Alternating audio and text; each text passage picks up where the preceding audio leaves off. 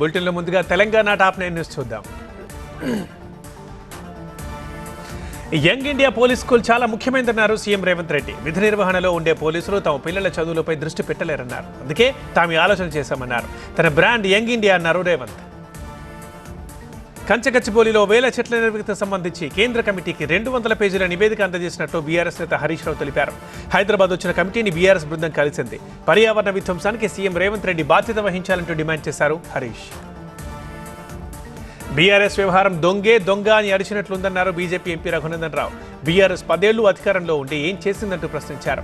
కంచగచ్చిబౌలి భూముల్ని రికార్డుల్లోకి ఎందుకు ఎక్కించలేదన్నారు రఘునందన్. ధాన్యం కొనుగోళ్లపై మంత్రి ఉత్తమ్ సమీక్ష నిర్వహించారు. కలెక్టర్లు అధికారులతో వీడియో కాన్ఫరెన్స్లో మాట్లాడారు. కొనుగోలు కేంద్రాల్లో ఇబ్బందులు ఉండొద్దని ఆదేశించారు. ప్రతి గింజ కొనేలా చర్యలు తీసుకోవాలని ఉత్తమ్ అధికారులకు సూచించారు.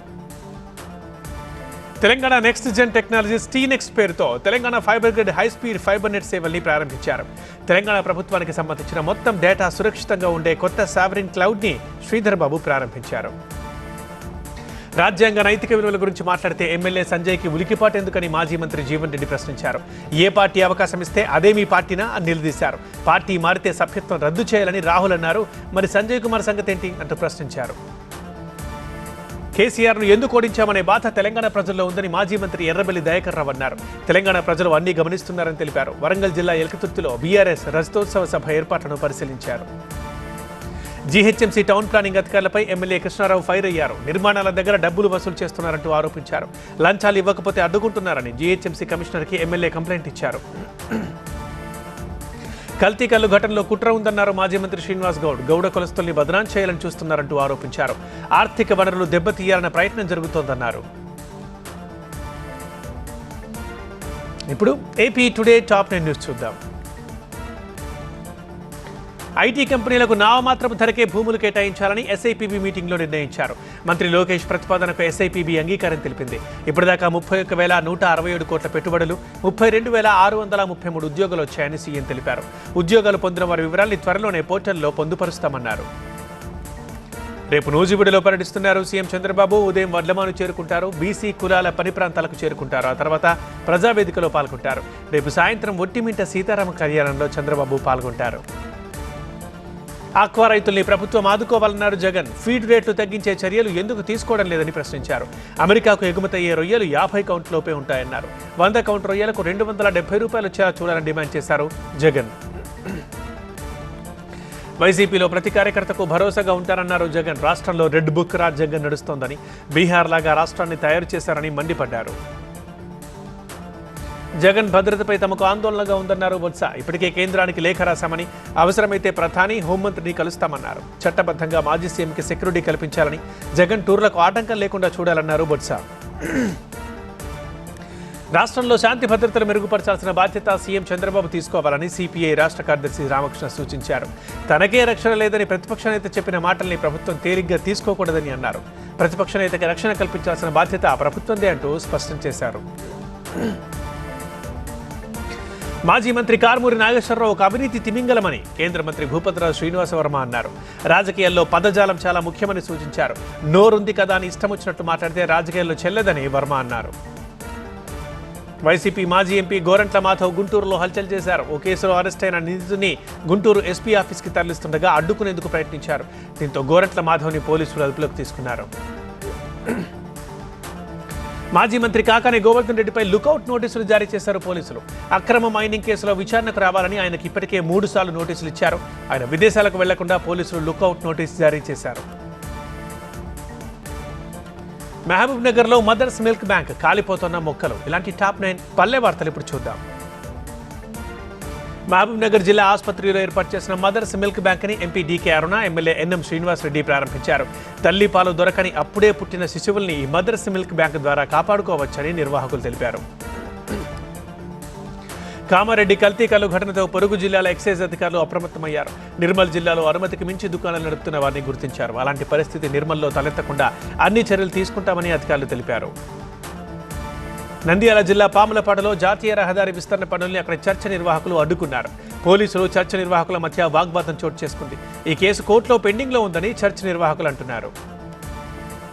నల్గొండ జిల్లా నాగార్జున సాగర్ పైలాన్ కాలనీలో ఏర్పాటు చేసిన బస్తీ దవాఖానాని ఎమ్మెల్యే కుందూరు జైవీర్ రెడ్డి, కలెక్టర్ ఇలా త్రిపాఠి ప్రారంభించారు. సాగర్లోని కమలా నెహ్రూ ఆసుపత్రికి అనుబంధంగా ఈ బస్తీ దవాఖానా పనిచేయనుంది. వేతనాలు పెంచాలని డిమాండ్ చేస్తూ మంచిర్యాల జిల్లా జైపూర్ IK1 ఓపెన్ కాస్ట్ గని కాంట్రాక్ట్ కార్మికులు చేస్తున్న సమ్మె 13వ రోజుకు చేరుకుంది. లిఖితపూర్వకంగా సమ్మె నోటీస్ ఇచ్చినా యాజమాన్యం పట్టించుకోవడం లేదని కార్మికులు ఆగ్రహం వ్యక్తం చేశారు. అటవీ అధికారులు పట్టించుకోకపోవడంతో నిర్మల్ జిల్లా కడెం మండలం ఉడుంపూర్ రేంజ్లో ఎండిన మొక్కలు కాలిపోతున్నాయి. ప్రతిష్టాత్మకంగా చేపట్టిన ప్లాంటేషన్లో భాగంగా లక్షల రూపాయలు ఖర్చు పెట్టి ఇక్కడ మొక్కలు నాటారు. బాపట్ల జిల్లా మాచూరులోని ఒక ఇంట్లో మునక్కాయలు విరక్కాశాయి. చెట్టులో ఆకుల కంటే కాయలే ఎక్కువగా కనిపిస్తున్నాయి. 5 నుంచి 6 అడుగుల పొడవుతో ఉన్నాయి కాయలు. బ్రహ్మోత్సవాల్లో భాగంగా ఒంటిమిట్ట కోదండరామస్వామి మోహిని అవతారంలో భక్తులకు దర్శనమిచ్చారు. కళాకారుల నృత్యాలు, భక్తుల భజనలు, కేరళ వాయిద్యాల మధ్య వైభవంగా ఊరేగింపు జరిగింది. రక్షణ రంగంలో స్వావలంబన, ఆసియాలోని అతిపెద్ద బొగ్గు గనిని సందర్శించిన కిషన్ రెడ్డి. ఇలాంటి టాప్ 9 నేషనల్ న్యూస్ ఇప్పుడు చూద్దాం. మహావీరుడి సిద్ధాంతాలు ప్రపంచవ్యాప్తంగా అనేక మందికి శక్తినిస్తున్నాయని ప్రధాని అన్నారు. సదా అహింస, సత్యం, కరుణని ప్రవచించిన భగవాన్ మహావీరుడి ముందు అంతా తలవంచుతారని ఎక్స్ వేదికగా తెలిపారు ప్రధాని. 3,880 కోట్ల రూపాయలతో చేపట్టబోయే 44 ప్రాజెక్టుల శంకుస్థాపన, ప్రారంభోత్సవంలో పాల్గొనేందుకు ప్రధాని రేపు తన నియోజకవర్గం వారణాసి వెళ్తున్నారు. అక్కడ ఏర్పాటు చేసే బహిరంగ సభలో ప్రధాని పాల్గొంటారు. స్వావలంబనతో సైనిక దళాలు అభివృద్ధి, ఆధునీకరణ దిశగా సాగాలని రక్షణ మంత్రి రాజ్నాథ్ సింగ్ పిలుపునిచ్చారు. తక్కువ ఖర్చుతో కూడిన హైటెక్ పరిష్కారాలు, మెరుగైన పోరాట సామర్థ్యం అవసరమని సూచించారు. భారతదేశంలో అతిపెద్దది, ప్రపంచంలోనే 2వ అతిపెద్ద బొగ్గు గని అయిన ఛత్తీస్గఢ్ కోర్బా జిల్లాలోని గెవ్రాని కేంద్ర బొగ్గు గనుల శాఖ మంత్రి కిషన్ రెడ్డి సందర్శించారు.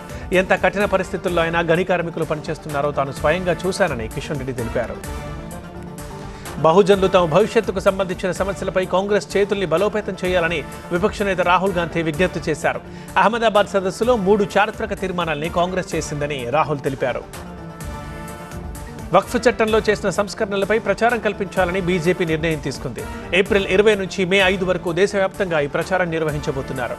ఢిల్లీలోని బీజేపీ ప్రధాన కార్యాలయంలో వర్క్షాప్ ఏర్పాటు చేశారు. డిజిటల్ డేటా ప్రొటెక్షన్ చట్ట సవరణలు ప్రజల హక్కులు, మీడియా స్వేచ్ఛపై తీవ్ర ప్రభావాన్ని చూపుతాయని ఇండి కూటమి పార్టీ నేతలు తెలిపారు. ఈ చట్టం సమాచార హక్కు చట్టాన్ని నీరుగార్చేలా ఉందని విపక్ష కూటమి నేతలు వివరించారు. వక్ఫ్ చట్టంపై పునరాలోచన చేయాలని కేంద్ర ప్రభుత్వాన్ని బహుజన్ సమాజ్వాదీ పార్టీ అధ్యక్షురాలు మాయావతి కోరారు. ప్రస్తుతానికి చట్టాన్ని సస్పెండ్ చేయాలని సూచించారు. వక్ఫ్ బోర్డుల్లో ముస్లిమేతరులకు స్థానం కల్పించడం బాగాలేదని మాయావతి అన్నారు. బైశాఖి వేడుకల్లో పాల్గొనేందుకు పంజాబ్ నుంచి 1942 మంది సిక్కు భక్తులు పాకిస్తాన్లోని కర్తార్పూర్ వెళ్తున్నారు. ఈ యాత్రకు అనుమతించిన పాక్, భారత్ ప్రభుత్వాలకు సిక్కు భక్తులు కృతజ్ఞతలు చెప్పారు. భారత్కు చేరిన కరడుగట్టిన ఉగ్రవాది తహవూర్ రాణా, విచారణకు సిద్ధమైన NIA, terror Rana. Top 9 news ఇప్పుడు చూద్దాం. ముంబై ఉగ్రదాడుల సూత్రధారి, కరడుగట్టిన నేరస్తుడు తహవూర్ రాణా పాపం పండింది. సుదీర్ఘ న్యాయ పోరాటం తర్వాత నిఘా ఏజెన్సీల సహకారంతో ఎట్టకేలకు అమెరికా నుంచి NIA రాణాని భారత్కి తీసుకొచ్చింది. ముంబై దాడుల్లో చనిపోయిన 150 కుటుంబాలకు ఇప్పుడు న్యాయం జరిగే అవకాశం ఉంది. అమెరికా నుంచి తహవూర్ రాణాని తీసుకొచ్చిన విమానం ఢిల్లీ పాలెం ఎయిర్పోర్ట్లో ల్యాండ్ అయింది. రాణాని తీసుకొస్తున్న సందర్భంలో ఎయిర్పోర్ట్, ఆ చుట్టుపక్కల ప్రాంతాల్లో బందోబస్తు పెంచారు. UAPA చట్టం కింద రాణాని NIA అరెస్ట్ చేసింది. బుల్లెట్ ప్రూఫ్ వెహికల్లో రాణాని NIA ఆఫీస్కి తరలించారు. స్వాట్ కమాండో బృందం సెక్యూరిటీని పర్యవేక్షిస్తోంది. రాణాని పటియాలా హౌస్ కోర్టులో హాజరుపరుస్తారు. NIA కస్టడీలో విచారిస్తారు. అమెరికా అధికారులతో ఎన్నో ఏళ్ల పాటు సంప్రదింపుల తర్వాత రాణా అప్పగింత సాధ్యమైందని NIA అధికారిక ప్రకటన విడుదల చేసింది. లష్కరే సంస్థ, HUJ సంస్థ, హెడ్లీతో కలిసి ఉగ్రవాద కార్యకలాపాలు రాణా నిర్వహించినట్లు NIA తెలిపింది. తహవూర్ రాణా విచారణ కోసం NIA ప్రత్యేక బృందాలు ఏర్పాటు చేసింది. ఢిల్లీ NIA ఆఫీస్ దగ్గర BSF బలగాలతో కట్టుదిట్టమైన సెక్యూరిటీ ఏర్పాటు చేశారు. రాణాపై 24 గంటల పాటు CCTV నిఘా ఉంటుంది. రాణాని ఎలా విచారించాలన్న విషయంపై NIA అధికారులు కీలక సమావేశాన్ని ఏర్పాటు చేశారు. ఢిల్లీ NIA కార్యాలయంలో రాణా విచారణ కోసం ప్రత్యేక సెల్ ఏర్పాటైంది. 12 మంది అధికారులు రాణాని విచారించబోతున్నారు. తహవూర్ రాణా విచారణ కోసం ప్రత్యేక పబ్లిక్ ప్రాసిక్యూటర్గా ప్రముఖ న్యాయవాది నరేంద్ర మాన్ని కేంద్ర హోంమంత్రిత్వ శాఖ నియమించింది. అదే టైంలో రాణాకి ఢిల్లీ లీగల్ సర్వీసెస్ అథారిటీకి చెందిన న్యాయవాది పీయూష్ సచ్దేవా న్యాయ సేవలు అందిస్తారు. వాస్తవానికి రానాని భారత్కు అప్పగించేందుకు 2023 మే 16న అమెరికాలోని కాలిఫోర్నియా సెంట్రల్ కోర్టు అనుమతినిచ్చింది. ఆ తర్వాత రానా తప్పించుకునేందుకు రకరకాల కోర్టుల్లో అనేక లిటిగేషన్లు వేశారు. తైమూర్ రానా భారత్కి రావడంతో అతనితో తమకేం సంబంధం లేదని పాకిస్తాన్ చేతులు దులుపుకునే ప్రయత్నం చేసింది. తమ రికార్డుల ప్రకారం అతను కెనడా పౌరుడని, గడిచిన 2 దశాబ్దాల్లో అతను పాకిస్తాన్ రికార్డుల్ని రెన్యువల్ చేయించుకోలేదని పాక్ విదేశాంగ శాఖ తెలిపింది. రాష్ట్రపతి ముర్ముకి స్లోవేకియా వస్తే గౌరవ డాక్టరేట్. భారత్ పాక్ సైనికాధికారుల మధ్య చర్చలు. ఇలాంటి మెట్రో సెగ్మెంట్ ఇప్పుడు చూద్దాం. స్లోవేకియాలో పర్యటిస్తున్న రాష్ట్రపతి ద్రౌపది ముర్ము అక్కడి కాన్స్టంటైన్ ఫిలాసఫర్స్ యూనివర్సిటీని సందర్శించారు. అక్కడి విద్యార్థులను ఉద్దేశించి రాష్ట్రపతి ప్రసంగించారు. రాష్ట్రపతికి ఈ యూనివర్సిటీ గౌరవ డాక్టరేట్ని ప్రదానం చేసింది. ఉగ్రదాడులు, చొరబాట్లు చోటు చేసుకుంటున్న క్రమంలో భారత్ పాకిస్తాన్ మధ్య బ్రిగేడియర్ స్థాయి చర్చలు 2 దేశాల సరిహద్దు లైన్ ఆఫ్ కంట్రోల్ సమీపంలో జరిగాయి. పాక్ సైన్యం విజ్ఞప్తి మేరకు ఈ సమావేశం నిర్వహించారు. కేంద్ర మంత్రి ప్రహ్లాద్ జోషి యూపీ రాజధాని లక్నోలో గోధుమల సేకరణ కేంద్రాన్ని పరిశీలించారు.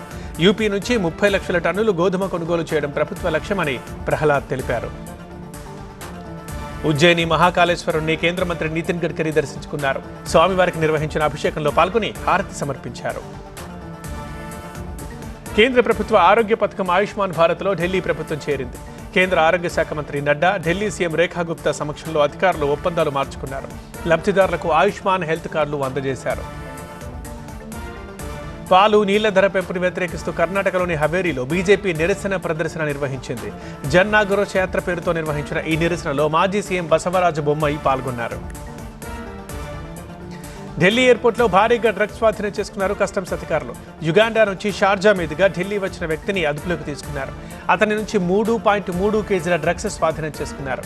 దీని విలువ 47 కోట్ల రూపాయలుంటుందని అంచనా. Chennai super kings captain Ruturaj Gaikwad గాయపడటంతో ఆయన స్థానంలో కెప్టెన్సీ బాధ్యతలు మహేంద్ర సింగ్ ధోని చేపట్టబోతున్నారు. మోచేతికి గాయం కావడంతో మిగిలిన ఐపీఎల్ మ్యాచ్లో గైక్వాడ్ పాల్గొనడం అనుమానమే. అహ్మదాబాద్ నరేంద్ర మోదీ స్టేడియంలో నిన్న జరిగిన గుజరాత్ టైటాన్స్, రాజస్థాన్ రాయల్స్ మధ్య జరిగిన మ్యాచ్ కెప్టెన్ సంజు శాంసన్కి భారంగా మారింది. జట్టు స్లో ఓవర్ రేట్ కారణంగా శాంసన్పై 24 లక్షల రూపాయల భారీ జరిమానా విధించారు. తెలుగు రాష్ట్రాలు, దేశ విదేశీ విశేషాల న్యూస్ జంక్షన్ టాప్ 10 న్యూస్ ఇప్పుడు చూద్దాం. తమ కులదైవం ఆంజనేయుడు తన సోదరుడు పవన్ కళ్యాణ్ కుమారుడు మార్క్ శంకర్ని పెద్ద ప్రమాదం నుంచి కాపాడి అండగా నిలిచాడని నటుడు చిరంజీవి తెలిపారు.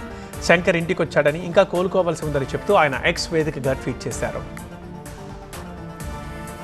అల్లూరి జిల్లా చింతూరు ఏజెన్సీలో పోలవరం R&R సర్వే పనులు వేగంగా జరుగుతున్నాయి. చింతూరులో గురువారం ఒక్కరోజే 34 గ్రామాల ప్రజల నుంచి అభిప్రాయాలు సేకరించారు. ఈ నెల 20వ తేదీ వరకు ఈ సర్వే పనులు జరుగుతాయని అధికారులు తెలిపారు. తిరుమలలో సాలకట్ల వసంతోత్సవాలు ప్రారంభమయ్యాయి. చైత్ర పౌర్ణమికి 3 రోజుల ముందు ఈ ఉత్సవాలు నిర్వహించడం సంప్రదాయం. ఆలయం వెనుకున్న వసంత మండపంలో ఈ ఉత్సవాలు నిర్వహిస్తారు. Arjun son of Vyjayanthi cinema బృందం తిరుమలలో శ్రీవారిని దర్శించుకుంది. ఈ సినిమాలో వైజయంతిగా నడుస్తున్న తెలంగాణ ఎమ్మెల్సీ విజయశాంతి, హీరో కళ్యాణ్ రామ్, దర్శక నిర్మాతలు కూడా స్వామివారి దర్శనం చేసుకున్నారు. హైదరాబాద్ కుత్బుల్లాపూర్ సబ్ రిజిస్ట్రార్ కార్యాలయంలో ప్రయోగాత్మకంగా ప్రారంభించిన స్లాట్ బుకింగ్ని మేడ్చల్ మల్కాజ్గిరి కలెక్టర్ పరిశీలించారు. 48 స్లాట్ల ద్వారా 144 రిజిస్ట్రేషన్లు నిర్వహించారు. శంషాబాద్ ఎయిర్పోర్ట్లో మాజీ ఎమ్మెల్యే షకీల్ని పోలీసులు అదుపులోకి తీసుకున్నారు. వేరువేరు కేసుల్లో షకీల్పై అరెస్ట్ వారెంట్ ఉంది. కొద్ది నెలలుగా దుబాయ్లోనే ఉన్న షకీల్ తల్లి అంత్యక్రియలకు హాజరయ్యేందుకు హైదరాబాద్ వచ్చారు. వక్ఫ్ని కాపాడండి, రాజ్యాంగాన్ని రక్షించండి అంటూ విజయవాడలో ముస్లింలు ర్యాలీ తీశారు. ప్లకార్డులు, నల్ల జెండాలతో ఈ ర్యాలీ సాగింది.